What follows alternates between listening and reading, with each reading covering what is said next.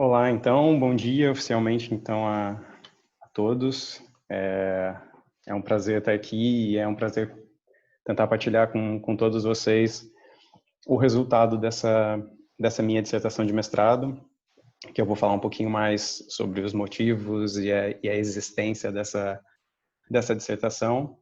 Então, como a Juliana já disse, meu nome é Adriano Andregueto e o tema hoje que vai ser apresentado, né, a temática é relacionada à minha dissertação de mestrado, que é a procura por informação sobre alimentação nos mídias digitais. Talvez vocês encontrem algumas palavras que estão com uma certa mistura entre português do Brasil e português de Portugal. Então, por exemplo, essa primeira, que é o mídia, aqui em Portugal trata-se como mídia digital, mas eu sei que no Brasil existem algumas diferenças aí na escrita, então se vocês tiverem dúvidas depois em alguns desses termos, durante a apresentação eu posso tentar corrigi-los para a gente entender melhor sobre o conteúdo. Mas então vamos lá. A ideia do Papo à Mesa, como a Juliana já esclareceu no começo, né, no início, era trabalhar sobre um assunto, né, sobre um livro, um filme ou um tema que tivesse mudado a vida da pessoa, que tivesse mudado a vida do apresentador dentro de algum contexto, dentro de algum cenário. E aí eu pensei, a minha dissertação, ela mudou a minha vida. E eu acho que é um trabalho que realmente acaba por modificar muito, muito a vida das pessoas. Mas dentro da minha carreira, dentro do meu projeto de vida, esse trabalho e essa dissertação de mestrado foi realmente um divisor de águas. E é aí que, nesse momento, eu até peço vou me alongar um pouco na minha apresentação, porque eu gostaria que vocês entendessem o porquê eu considero que essa dissertação realmente mudou a minha vida e qual era o cenário em que essa dissertação de mestrado se inseriu. Como a Juliana já adiantou, a minha formação é em Ciência dos Alimentos. Eu me formei com muito orgulho na primeira turma de Ciência dos Alimentos da Exalc, isso lá em 2004. Então, não vamos falar aqui sobre idade, mas isso já tem algum tempo. E como todo bom aluno e todo bom formando, saí da universidade cheio de sonhos e cheio de vontades e cheio de garra para ir para o mercado de trabalho. Só que eu fui para um segmento diferente. E quando eu me vi em 2005, eu estava trabalhando na Chevron, que é uma indústria de petróleo, tudo a ver com alimentação, tudo a ver com ciência dos alimentos, mas foi uma empresa onde eu aprendi muito. A ideia, naquele princípio, nos meus 24, 25 anos, era, ok, eu vou ficar aqui 1, 2, 3 meses que viraram 12 anos. Eu fiquei 12 anos na Chevron, eu fiquei 12 anos no petróleo, e me afastei muito da área da alimentação. Mas, por outro lado, eu tinha uma paixão ainda muito grande que sempre esteve guardada e que eu sempre pensei nesse setor, mas eu estava ali a construir uma carreira sólida. A Chevron trouxe, na verdade, diversas experiências ótimas e a Chevron me trouxe algo que eu me apaixonei, que foi o marketing. Eu não conhecia o marketing, eu não conhecia principalmente o marketing digital, e imagine que em 2009, que foi quando eu comecei a trabalhar com o marketing digital ainda não era o que é hoje. Tá? O Facebook nem era tão relevante assim, presença em blog nem era tão relevante assim, ou seja, em 2009, aquilo ainda não fazia tanto sentido como faz hoje em dia. Mas foi uma área que eu me apaixonei. Comecei a estudar, fui trabalhar, estudei na FGV, Administração de Empresas, fiz um mestrado em Marketing Estratégico na ESPM, mas então chegou um momento que seria o meu divisor de águas. Eu precisava seguir um caminho, precisava seguir um percurso, e em 2017 eu resolvi pedir demissão, larguei toda a minha carreira de 12 anos na Chevron e resolvi vir para Portugal para tirar um mestrado em marketing digital. A ideia aqui era que, com esse mestrado, eu conseguisse me aproximar novamente da área de alimentos, eu conseguisse voltar, de alguma maneira, a unir essas duas áreas que eu tanto amava, que era a alimentação e o marketing digital que eu tinha conhecido no meio da minha carreira. Aqui em Portugal eu trabalhei em 2 empresas. A primeira foi a Green Tech, que é uma empresa de green business e que eu fiz um estágio por lá. Trabalhei também como gestor de marketing da Foodways, que é uma empresa que desenvolveu uma aplicação sobre o desperdício de alimentos e que é uma aplicação bastante interessante sobre o controle e a redução do desperdício de alimentos nas nossas casas. Trabalhei com eles e foi realmente uma experiência espetacular. E foi em 2019 que eu conheci a VeraKiss e que me tornei então parceiro da Juliana na VeraKiss. E foi também em 2019 que eu entreguei a minha dissertação e que em 2020, que foi agora no começo desse ano, que foi a defesa, e que realmente eu me vi concluindo todo esse processo de mudança de vida. Por isso que eu digo que essa minha dissertação de mestrado, ela não foi só uma dissertação, mas ela mudou toda a minha vida, porque ela me fez voltar para aquilo que eu sempre quis trabalhar, que era a área de alimentação. E ainda mais, eu consegui unir o marketing digital, que foi uma outra ciência que eu encontrei no meio da minha carreira e que eu também me apaixonei. No entanto, eu não acredito que o tema da minha dissertação tenha sido algo importante somente para mim, do ponto de vista pessoal, mas eu acredito muito que essa investigação que trata dessa temática de hábitos alimentares, por estar relacionada até questões de saúde pública, ela tem uma importância muito grande na nossa sociedade, até porque hoje o marketing digital, o social media, ele já é uma ferramenta de informação, ele é visto, né, pelas pessoas como uma ferramenta de informação acerca da alimentação e acerca de nutrição.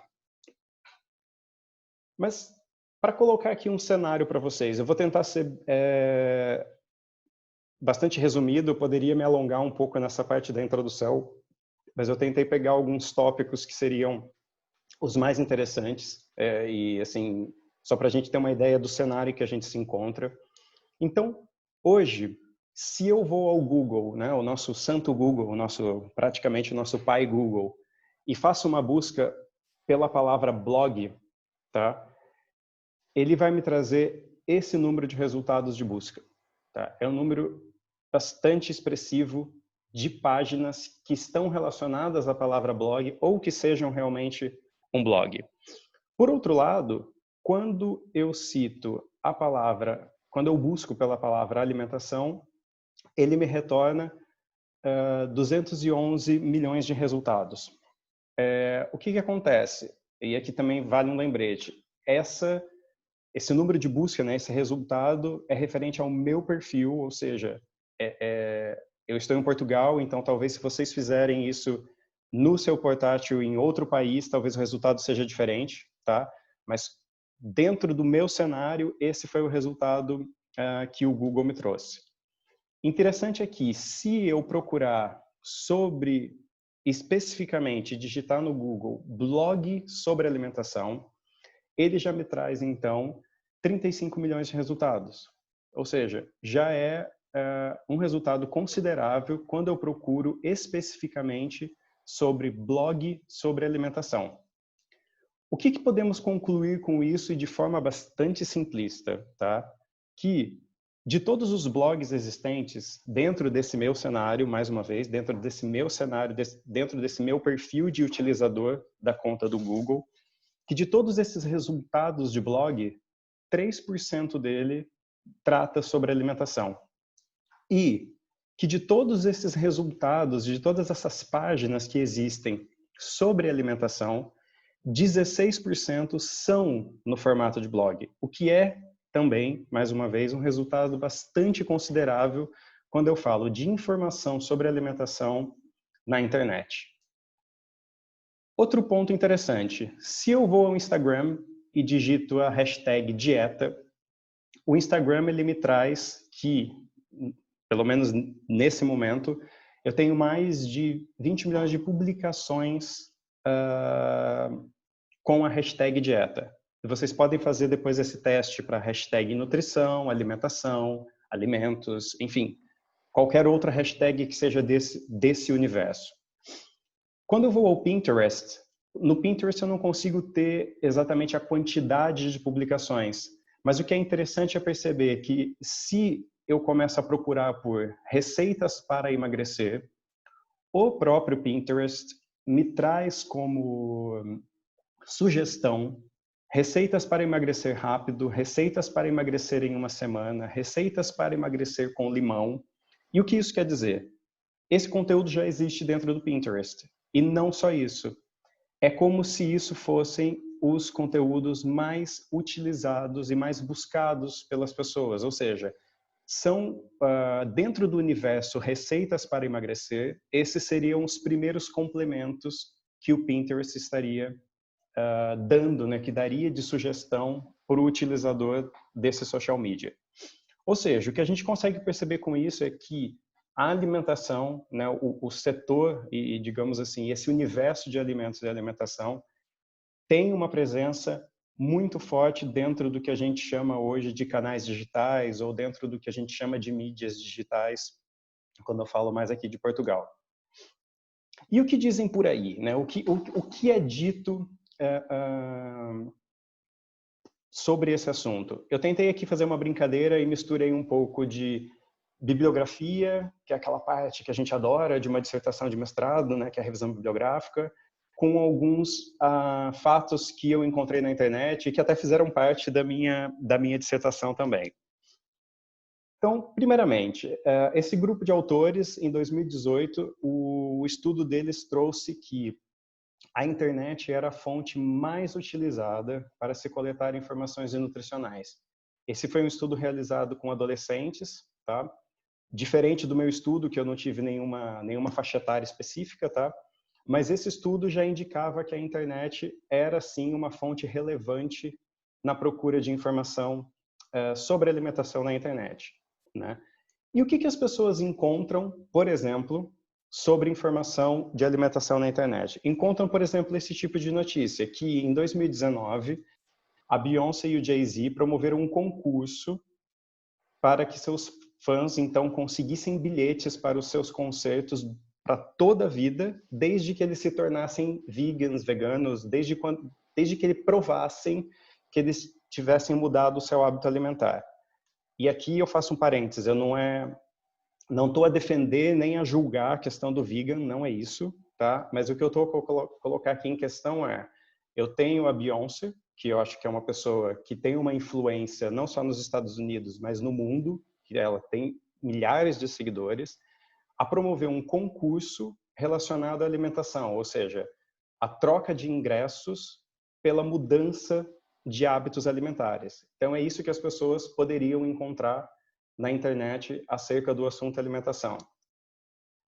Por outro lado, uma outra pesquisa indica que 60% dos consumidores dizem já ter sido influenciados por um post de social media ou por um blog durante uma tomada de decisão. E o que as pessoas podem encontrar, não só as pessoas, mas o que nós podemos encontrar no social media é, por exemplo, a Keto Diet.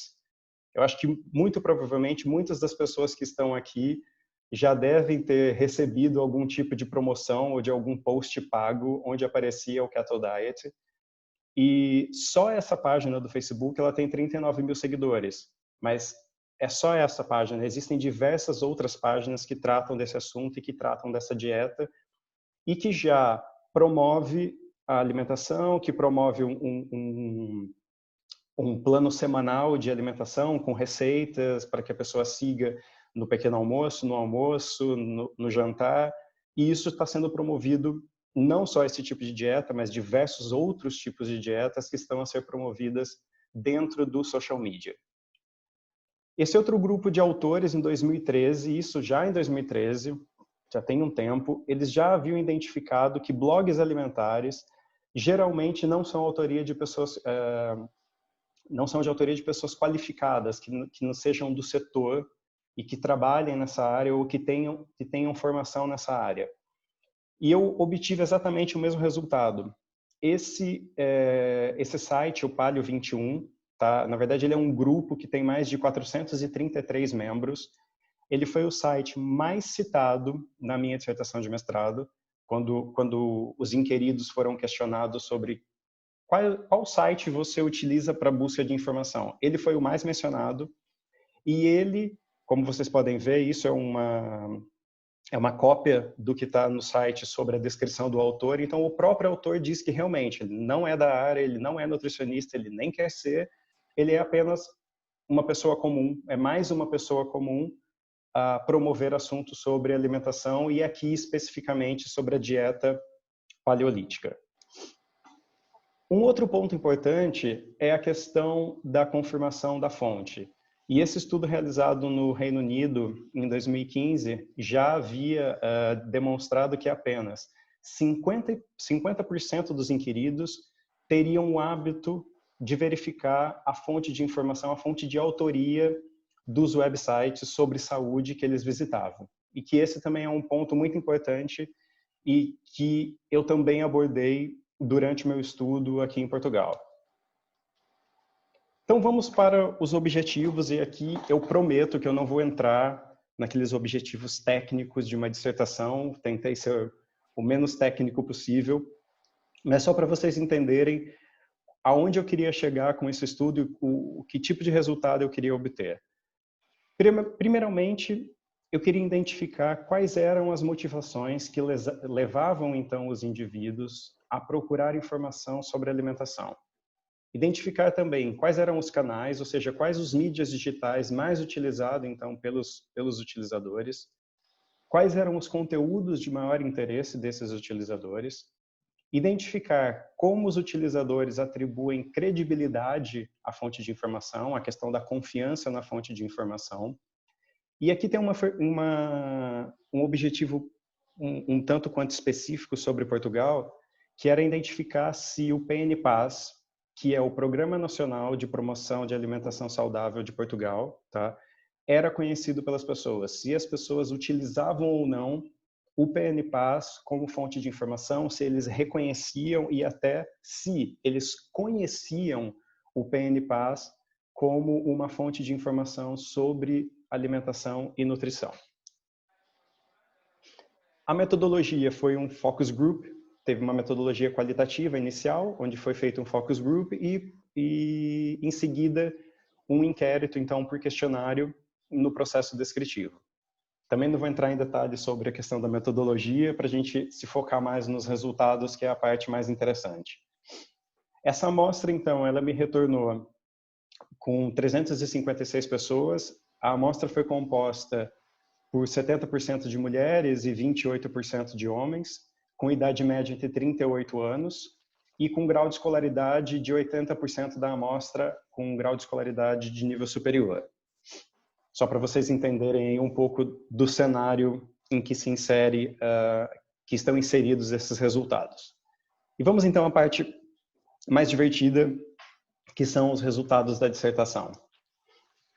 Então, primeiramente, eu coloquei duas frases que eu encontrei dentro do Focus Group, que foram frases interessantes, que foram ditas pelas pessoas que participaram. Ok? Então, primeiramente, um deles citou que a procura de informação na internet, que ele procura informação na internet pelo Instagram ou com pesquisas de Google, mas que acaba sempre a ficar mais confuso do que esclarecido, que há muita coisa ali que nem sabemos de onde vem. Uma outra pessoa que participou do Focus Group, no caso foi uma mulher de 42 anos, ela disse que existe falta de coerência entre as informações encontradas online, e isso tudo sobre alimentação e nutrição, e que há uma dificuldade em encontrar informações de qualidade ou confiáveis, que ela não saberia discernir o que era uma informação confiável e o que era uma informação de qualidade. Todo esse trabalho do Focus Group eu usei para melhorar o meu inquérito. Não existia nenhum questionário sobre esse assunto que relacionava social media, que relacionava marketing digital com alimentação. Então, eu tive que construir esse questionário, tive que construir esse inquérito. E o Focus Group me serviu para ajustar as perguntas, para ajustar e para melhorar também o tipo de perguntas que foram feitas dentro desse inquérito, tá? Então, a partir disso, o questionário avaliou então diversos cenários e diversos aspectos de acordo com aqueles meus objetivos iniciais. E o primeiro deles que eu queria identificar é, ok, a gente acha que sim, mas as pessoas realmente se preocupam com seus hábitos alimentares? Elas têm realmente essa preocupação? E pelo meu inquérito, levando em consideração o resultado aqui em Portugal, sim, houve um alto grau de concordância com essa afirmação, ou seja, as pessoas realmente se preocupam com os hábitos alimentares. E, para além disso, as pessoas afirmavam que possuem, sim, o hábito de procurar informação acerca dessa temática. E aí eu quis saber, ok, então já que você possui o hábito de procurar informação, aonde você procura informação?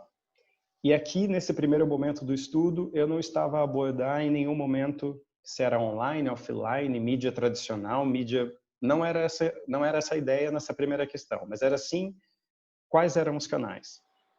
E diferente de outros estudos que eu tinha encontrado online, aqui ainda os profissionais da área de saúde e nutrição e da área de alimentos eram os canais citados como de maior procura, de maior número para procura de informação sobre alimentação e nutrição. Os sites, eles vinham em segundo lugar, e o Facebook aqui, como vocês podem ver, ele está em quinto lugar. O que é interessante aqui? Mesmo quando eu uni os canais ditos offline e os canais online e os agrupei, o resultado que eu cheguei é que 88% das pessoas citaram pelo menos um canal offline, contra 72% dos canais online. Ou seja, mesmo assim, mesmo no somatório, os canais offline se sobrepunham aos canais online. E isso era diferente de alguns resultados que eu havia encontrado em bibliografia para esse estudo. Qual outro ponto interessante que eu destaco aqui nesse primeiro resultado? O Twitter foi citado somente uma vez como fonte de informação. E aqui é uma questão que vale pensar sobre o assunto. O Twitter em Portugal ele não é forte, ele não tem uma grande adesão da população portuguesa, então esse pode ser um fator, tá? Mas em outras, talvez nos Estados Unidos, o Twitter fosse mais citado, apesar que a gente sabe que o Twitter tem um perfil muito mais de política e de jornalismo do que sobre alimentação mesmo, mas talvez em outra cultura, talvez em outro país, o Twitter tivesse uma maior relevância. Mas aqui no resultado, em Portugal, para alimentação, o Twitter não é considerado uma fonte de informação. Somente uma pessoa citou o Twitter como fonte de informação sobre alimentação. Quando eu faço, então, uma divisão para entender se há alguma diferença ou alguma preferência, alguma diferença de preferência entre o sexo masculino e o sexo feminino, entre os primeiros lugares não há grande diferença, é quase um equilíbrio entre os profissionais da área e os sites, não há grande diferença entre os gêneros.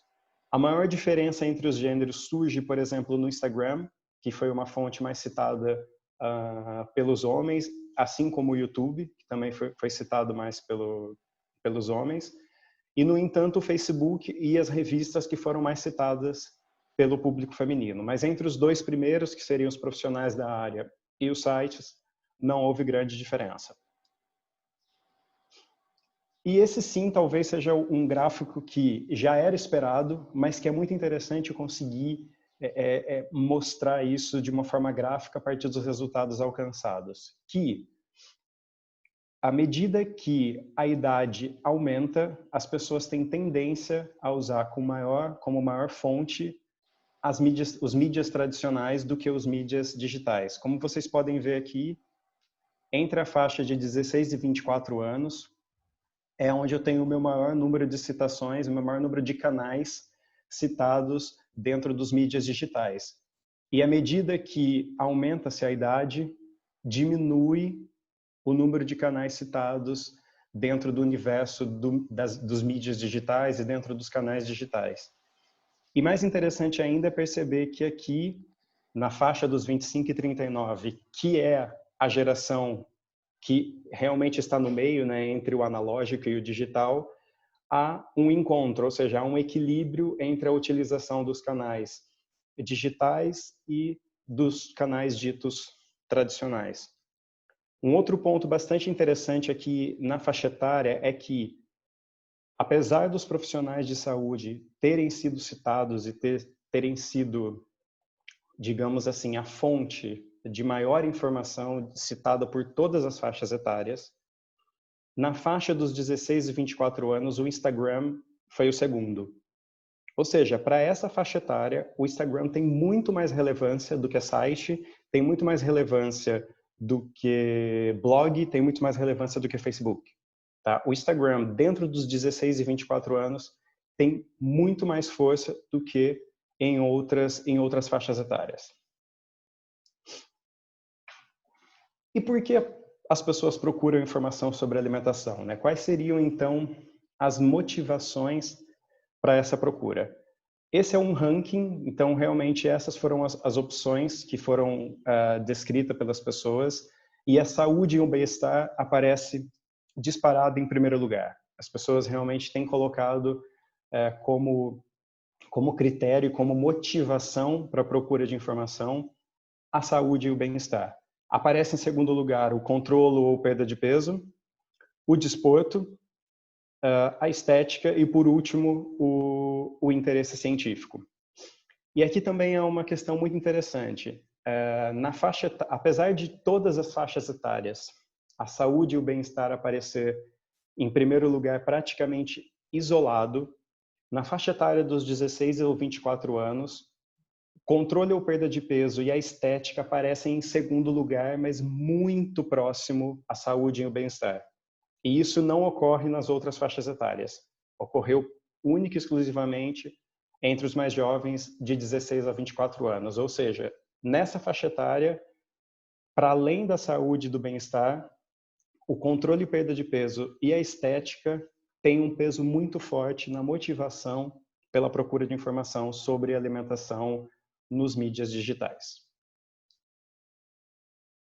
E quanto à confiança, né? Agora, primeiro eu tinha falado somente dos canais, ou seja, quais eram as fontes de informação como um todo. E aqui não. Essa pergunta ela fecha realmente para mídias digitais, ou seja, qual é a confiança que as pessoas têm, qual a confiança que as pessoas dão para as informações que ela encontra nos mídias digitais de acordo com a fonte. Como vocês podem ver, os profissionais de saúde continuam em primeiro lugar, mesmo quando eu falo especificamente nas fontes de informação dos canais digitais. E por último, eu tenho os influencers, tá? Existem é engraçado que dentro dessa pergunta dá para se perder muito tempo entre comparações de idade, faixa etária, mas pronto, como a gente tem o tempo reduzido, eu resolvi escolher alguns pontos que foram os pontos mais interessantes. Quando eu falo, por exemplo, de faixa etária, é interessante perceber que quanto maior a faixa etária, quanto mais alta a idade, maior a confiança nas fontes oficiais ou ditas fontes do governo, por exemplo. Aqui na minha dissertação, eu tive essa questão relacionada a fontes oficiais também do governo por causa do PNPAS. Então, por isso que tem um pouco dessa questão de fonte oficial ser ligada ao governo, tá? E o outro ponto interessante é que, para celebridades, à medida que a faixa etária fica mais baixa, ou seja, à medida que as pessoas são mais novas, aumenta-se a confiança nas celebridades como fonte de informação dentro dos mídias digitais. Um outro ponto interessante nessa avaliação dessa confiança é contra ao grau de escolaridade, que se mantém igual quando eu falo de fontes oficiais, ou seja, quanto maior o grau de escolaridade, maior a confiança nas ditas fontes oficiais, tá? E quanto menor o grau de escolaridade, maior é a confiança em celebridades e em influencers digitais, tá? E isso também foi um ponto que eu achei bastante interessante e que eu acho que vale a reflexão sobre esses dois tipos de confiança, principalmente aqui na questão de celebridades e influencers do universo digital. Mas então, falando ainda da confiança, esse talvez tenha sido tenha sido o resultado que eu mais gostei de ter encontrado, até porque eu consegui prová-lo a partir de uma análise fatorial, consegui que ele fosse agrupado dentro de um único fator, que é a relação entre a utilização do conteúdo, né, das dicas de alimentação, dos mídias digitais, a confiança e a confirmação da fonte. Então, o que nós podemos ver aqui? Que há uma grande...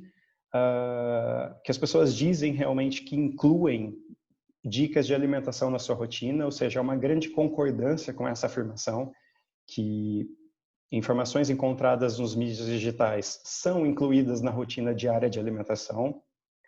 Há também uma elevada concordância na confiança das informações, então as pessoas incluem dicas no seu dia a dia, confiam nessas informações, só que aí vem a terceira. As pessoas não confirmam a fonte de informação. Ou seja, eu tenho inclusão de dicas, eu tenho inclusão de informações que eu encontro no mídia, eu confio naquilo, mas de onde você tirou isso? Não sei. As pessoas não sabem, as pessoas não têm por hábito confirmar a fonte de informação sobre sobre aquele dado, sobre aquela informação que eles retiram dos mídias digitais. E é importante perceber que essa questão da fonte de informação, essa confirmação, né, se as pessoas confirmam ou não a fonte de informação, ela não varia entre faixa etária, ela não varia entre grau de escolaridade, ela não varia entre gênero. Simplesmente, no geral, as pessoas não têm por hábito confirmar a fonte de informação.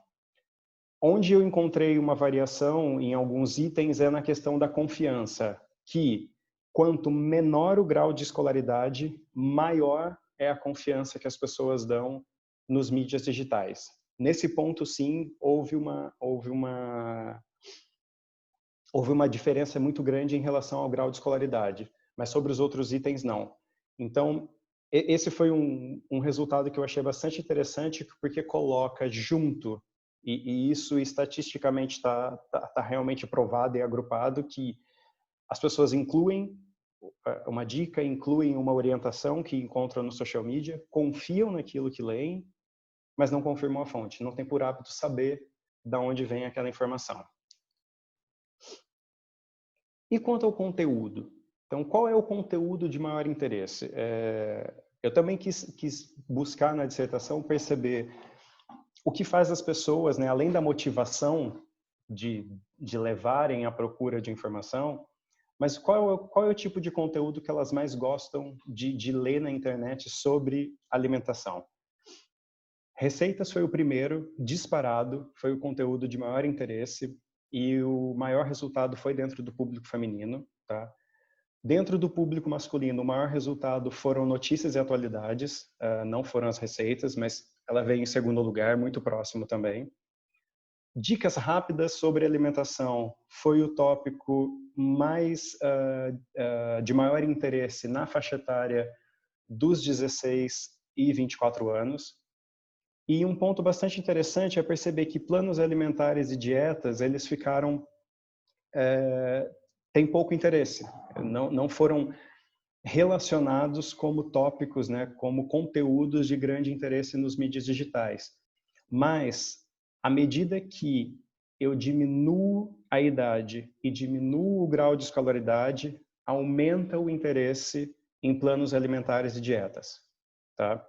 Não chegam em primeiro, não chegam a ser o principal conteúdo de maior interesse, mas na questão de idade e grau de escolaridade, quanto mais eu diminuo a idade e o grau de escolaridade, maior é o aumento do interesse por planos alimentares e dietas. Então, já para a gente ir chegando ao final, para ter algumas considerações. Lembra-se que ali no começo eu falei muito sobre que os profissionais de saúde e as fontes do governo foram declaradas, né, como as fontes de maior confiança. No entanto, quando os inquiridos foram perguntados ao final do inquérito se eles conheciam uma fonte oficial de informação, somente 17% disse que conheciam.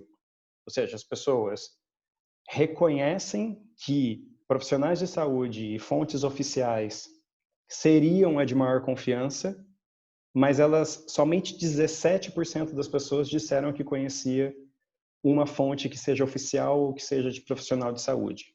Então, o que acontece? Será que as fontes oficiais não existem? Ou será que elas não são facilmente encontradas? Ou será que elas não são atrativas e não conseguem competir com as páginas das blogueiras ou de outros perfis de Instagram que não são ditos fontes oficiais? Uma outra questão. Apesar de 17% dos inquiridos afirmarem que conheciam, ou seja, eu tive 17% daquela população a dizer que conhece uma fonte oficial de informação.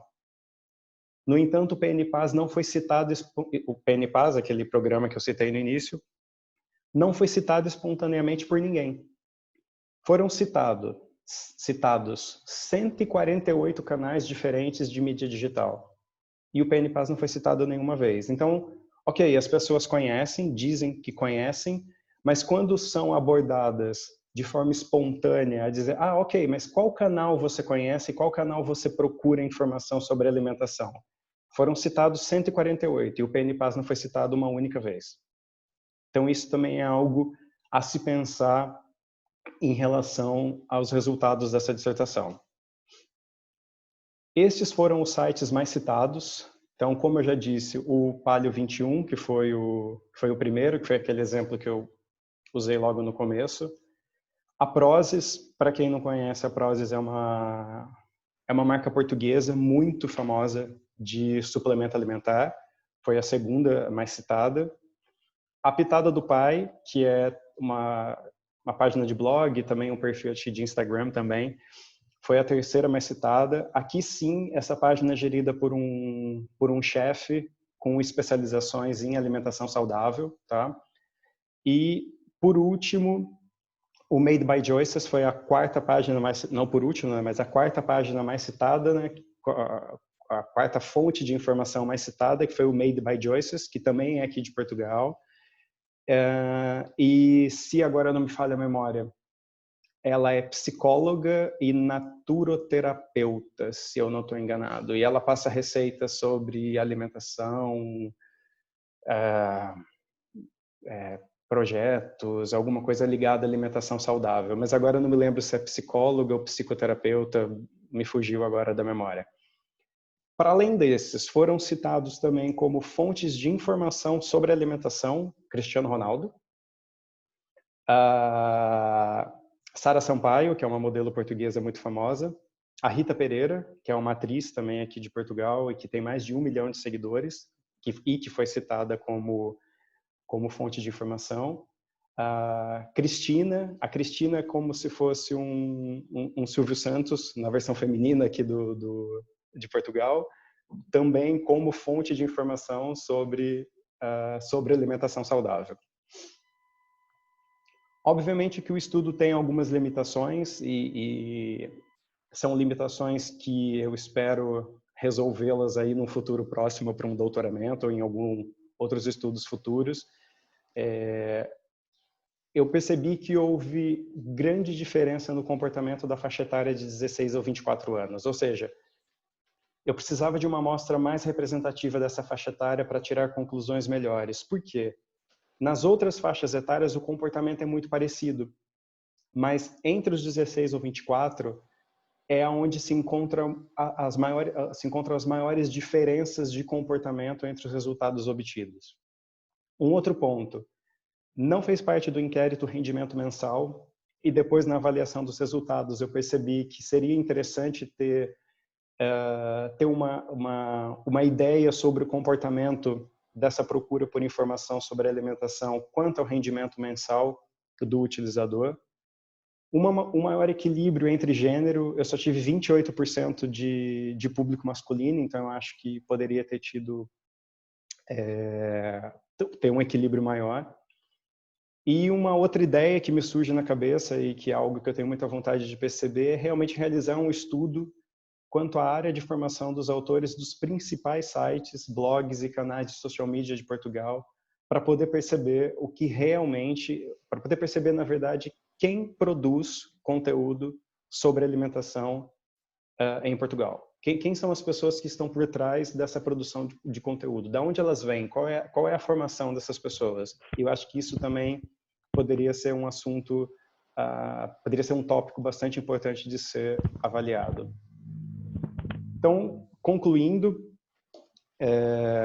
acho que vou tentar resumir bastante. Existem várias conclusões que poderiam ser tiradas do estudo, mas o que podemos afirmar é que realmente os mídias eles são percebidos e utilizados, né, como fonte de informação acerca de alimentação aqui em Portugal. Então, os mídias digitais eles são sim um canal importante dentro desse setor. Há sim uma grande confiança por parte dos utilizadores nessas informações encontradas, e não só grande confiança, mas também como a utilização dessas informações. Mas por outro lado, será que essas informações são credíveis? Porque quem produz essa informação? Quem são as pessoas que estão a educar, digamos assim, a população sobre o assunto alimentos e alimentação? Quem são essas pessoas que estão por trás desses conteúdos? Então é isso, eu agradeço a atenção de vocês, tentei ser nem sei se eu fiquei no horário. Foi ótimo, estava tão maravilhoso que acho que todo mundo vai atrasar o almoço ou